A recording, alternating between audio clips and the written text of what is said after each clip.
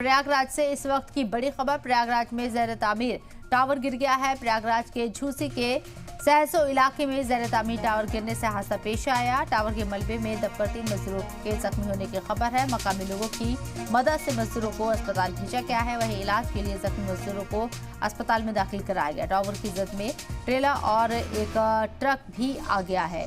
3 लोग जख्मी बताए जा रहे हैं, जिन्हें मकामी लोगों के जरिए इलाज के लिए अस्पताल में रेफर किया गया है। साथ ही साथ आपको बता दें यहाँ ये पूरा हादसा कहाँ हुआ है, बताते थे आपको। प्रयागराज में ज़ेर तामीर टावर गिरने से यह हादसा सामने आया। प्रयागराज के झूसी के सहसो इलाके में ज़ेर तामीर टावर गिर गया है और टावर के मलबे में दबकर 3 मजदूर जख्मी होने की खबर है। मकामी लोगों की मदद से यहाँ मजदूरों को भेजा गया है अस्पताल। इलाज के लिए जख्मी मजदूरों को अस्पताल में एडमिट कराया गया। वहीं टावर की जद में ट्रेलर और एक ट्रक भी आए हैं।